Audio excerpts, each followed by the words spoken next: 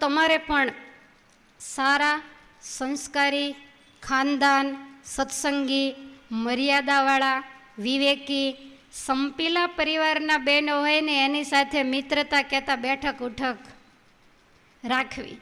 કારણ કે સંગ બહુ બળવાન છે. તમે ગમે એટલા સારા હો પણ સંગ નબળાનો થાય.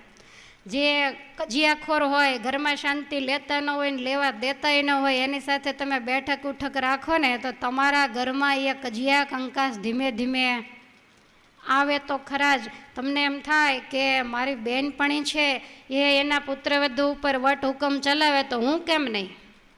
ખ્યાલ આવ્યો? એ ધીમે ધીમે કરતાં ચોક્કસ એ બધી ચાલ ચલગત આપણામાં આવે.